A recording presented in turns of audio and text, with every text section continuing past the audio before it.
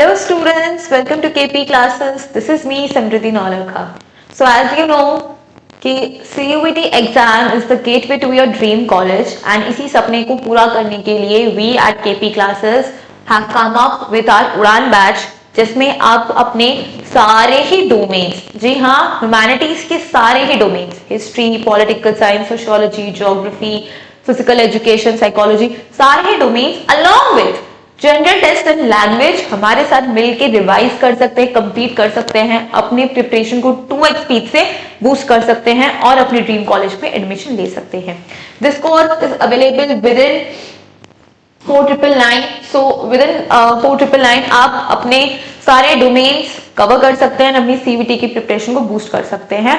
You will be getting all the possible help from our side through these courses. So आज हम बात करने वाले हैं एक डोमेन, ह्यूमैनिटीज के एक डोमेन पॉलिटिकल साइंस के सिलेबस की, कि क्या सिलेबस है एंड किस हिसाब से क्वेश्चंस आ जा सकते हैं। So let's get started. So as you know, the syllabus of political science is divided into 2 books. One book is part A and other book is part B, contemporary world politics and politics in India since independence. दोनों ही books आने वाली हैं। सो आइए देखें कि इन political science में जो 2 books है इसका क्या सिलेबस है और कौन कौन से चैप्टर्स हमें रिवाइज करने को मिलेंगे। तो बात करेंगे politics in India since independence. पहला चैप्टर है era of one party dominance. Era of one party dominance कौन सी पार्टी थी? कांग्रेस पार्टी थी। कांग्रेस पार्टी ने डोमिनेट किया for the first 3 general elections. Congress was ruling. So what were the reasons behind it? Who was the prime minister and what were the factors that led to one party dominance and इसका downfall क्या हुआ? सारे ही चीजें, इनका nature क्या था? Dominance किया national level पे and uneven dominance, even state level पे भी कांग्रेस ही डोमिनेट कर रही थी काफी टाइम तक। कोलिशन का नेचर कैसे आया? मेजर ऑपोजिशन पार्टी, ठीक है। सेकेंड चैप्टर आ जाता है आपका nation building. When India got independence, उनके सामने 3 चैलेंजेस थे।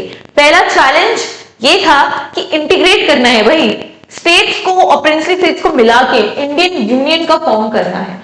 इसी चैप्टर में, इस चैप्टर में इसकी प्रॉब्लम्स देखेंगे, नेहरू ने क्या अप्रोच यूज किया, ठीक है, रिफ्यूजी प्रॉब्लम को कैसे सॉल्व किया, कश्मीर प्रॉब्लम को कैसे सॉल्व किया, स्टेट को रीऑर्गेनाइज करने में क्या क्या इश्यूज आए थे, ऐसी कौन सी प्रिंसली स्टेट्स थी जिन्होंने मना करा और हमें ट्रूप्स यूज करने को मिले। ये सारे डिस्कशन हमें इस चैप्टर में देखने को मिलेगा।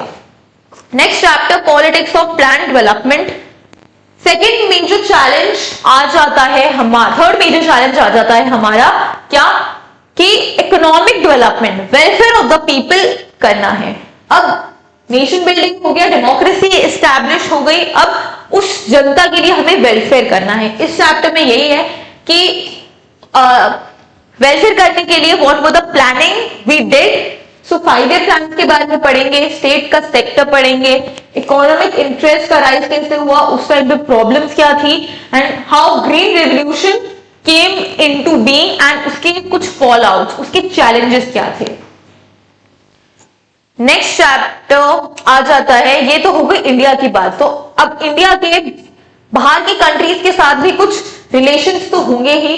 तो next chapter deals with India external relation which means foreign relations, ठीक है। नेहरू की क्या फॉरेन पॉलिसी थी, Sino Indian war, Indo China war of 1962, why it happened, what were the implications, and इस वॉर के बाद एक और वॉर हुआ विद इन 3 years, 1965 का वॉर एंड 71 का war in which Bangladesh became an independent nation.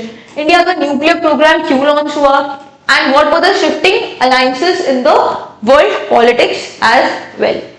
Next chapter, chapter number 5, challenges to and restoration of the Congress। कि first 3 general elections में तो हमने देखा कि कांग्रेस का वन पार्टी डोमिनेंस था, बट 67 के इलेक्शंस की वजह से क्या हुआ कि कांग्रेस को एक अपसेट फेस करने को मिला एंड उसका फॉल आउट हमें देखने को मिला।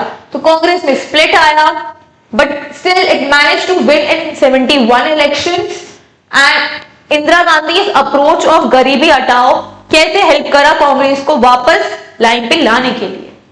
Then comes crisis of the constitutional order कि What were the movements, contemporary movements, Naxalite movement, Gujarat Bihar movements in the country that was happening? इस चैप्टर में मेन फोकस क्या है? इमरजेंसी. मैडम इंदिरा गांधी जी ने इमरजेंसी लगाई तो क्यों लगाई? रीजंस बिहाइंड इट, उसके इम्प्लीकेशंस, उसका impact and aftermath of emergency, क्या कंट्री में चेंजेस आए on a large scale, because it was the first and the foremost nationwide emergency madam Indira Gandhi ji ने लगाई थी.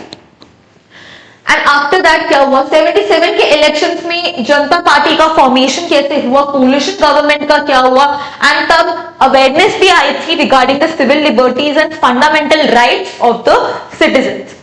Next topic is the regional aspiration.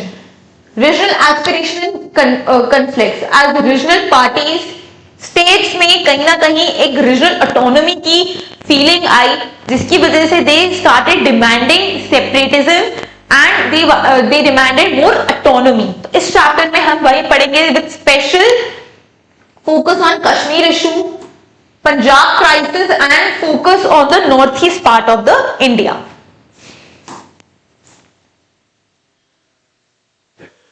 Then next chapter is rise of the new social movements. Next chapter is rise of the new social movement. Farmers movement, women's movement, environmental movement like Chipko movement, Narmada बचाओ आंदोलन. ठीक है, इसकी developments क्या थी? Why these movements started? What were the reason? In which year it started? Who was the main leader? Everything we are going to discuss in this chapter. Next, democratic upsurges and coalition politics. 1990s में what were the democratic upsurges that was prevalent? ठीक है, जनता दल और BJP का rise कैसे हुआ, regional parties and coalition government का rise कैसे हुआ, यूनाइटेड फ्रंट एनडीए गवर्नमेंट कैसे आए, 2004 के इलेक्शंस में क्या हुआ था, एंड फाइनली कांग्रेस ने भी कोलिशन गवर्नमेंट बनाना शुरू कर दिया. Write down in the comment section कि कांग्रेस के अलायंस को हम क्या बोलते हैं. The last chapter from this part is recent issues and challenges. Globalisation को लेके क्या चैलेंजेस आए, न्यू इकोनॉमिक पॉलिसी को लेके क्या चैलेंजेस आए, ओबीसीज को लेके क्या चैलेंजेस आए, दलित पॉलिटिक्स कैसे आया, कम्युनलिज्म क्या है, Ayodhya dispute and Gujarat riots. So this is everything about part A of this book. तो basically politics in India since independence से लेके अब तक क्या रेलेवेंस है, तो कहीं ना कहीं ये पूरा थीमेटिक है. One thing led to the other, how it happened, when it happened, who started it, what are the impacts, what are the reasons, what are the premising factors. All these we are going to study in this book. Second book की बात करें, it is contemporary world politics. वो था India के context में, अब हम बात करेंगे वर्ल्ड के कॉन्टेक्स्ट में कि what were the events that was happening side by side in the world. Chapter number 1 is Cold War. Everyone know that Cold War, after the Second World War, the world got divided into two superpowers, USA and USSR. तो इस time पे दो power blocks थे. After the second world war इन्होंने क्या arenas बनाए, इनके challenges क्या थे, बायपोलैरिटी के, एंड ऐसा एक section of people they started non alignment movement, जिन्होंने डिसाइड किया that we are not going to join any of the superpowers, we are going to remain independent. So the quest for the new international economic order and India और Cold War में क्या relevance है, क्या relation था. Second is the disintegration of the second world and the collapse of bipolarity, which is end of the Soviet Union. कि दो super powers थे जिसमें से एक सुपर पावर यूएसएसआर का फॉल आउट हुआ, डिसइंटीग्रेशन हुआ. What were the reasons behind it? So new entities in the world politics, Russia, Balkan states, Central Asian states, introduction of democratic politics, capitalism in post-communist regimes, India's relation with Russia and other post-communist country. So everything about USSR we are going to study in this chapter. Third chapter, अब Cold War था between USA and USSR. USSR disintegrate हो गया, वो second chapter में पढ़ेंगे. अब USA for many years it remained as a one dominant superpower. वो क्या reasons थे? So growth of unilateralism, Afghanistan, first Gulf War, and what were the four major events that led to the rise of USA and USA became a hegemony. So उसका dominance, what are the challenges to USA's hegemony and India's renegotiation of its relationship with USA as well. So next chapter deals with alternative centers of power. So when the Cold War was happening, ये सारे events हो रहे थे, there were alternative centers of power, they were also rising. ठीक है, कौन कौन से थे? एक तो China, ASEAN and European union. तो इस चैप्टर में हम चाइना का ग्रोथ कैसे मिला and it is expected to take over the US economy in the next 16 years, next 15 years. ठीक है, then ASEAN as a regional organisation कैसे राइज हुआ, यूरोपियन यूनियन कैसे form. Next South Asia, South की बात करेंगे इस चैप्टर में, साउथ एशिया. ठीक है, साउथ एशियन कंट्रीज की बात करेंगे दैट वहां पे क्या क्या चैलेंजेस थे इनके इंडिपेंडेंस के बाद. कहीं पे मिलिट्री देखने को मिली, कहीं पे मिलिट्री कॉन्फ्लिक्ट देखने को मिला, कहीं पे एथनिक कॉन्फ्लिक्ट देखने को मिला. ठीक है, तो everything about South Asian nations we are going to study and finally इन सब इवेंट्स होने के बाद finally all South Asian nations अब डेमोक्रेसी की राह पर है.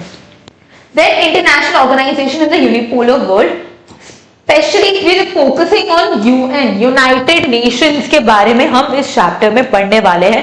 साथ ही साथ contemporary centres like World Bank, IMF जैसे इंस्टीट्यूशंस, ह्यूमन राइट्स के लिए Amnesty International, Human Rights Watch, ये सारे इंस्टीट्यूशंस एंड यूएन के बारे में we are going to study in this chapter.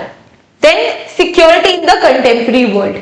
Why security is important, security का मतलब क्या है, उसके दो बाइफिकेशंस which is traditional notions and non-traditional notions, and new notions जिसमें new issues आ जाते हैं regarding human rights, migration, global poverty, climate change, etc.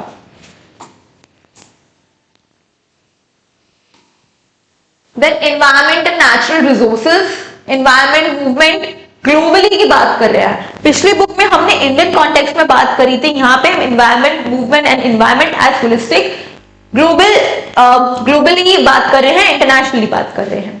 Last chapter globalisation, उसके critics, what is globalisation, what are its cultural, economic, political manifestations, what are it consequences, then what are the anti globalisation movement, उनके impacts, उनके areas and etcetera. So this is the bifurcation of the political science. It is divided into 2 books and all these chapters we are going to study in our Udan batches in detail, and we are going to solve more than 1000 questions in our live classes. So do join with me in our Udan batches. I'll see you in our Udan batches. Till then, take care. Bye bye. Thank you very much. KP classes dedicated to excellence.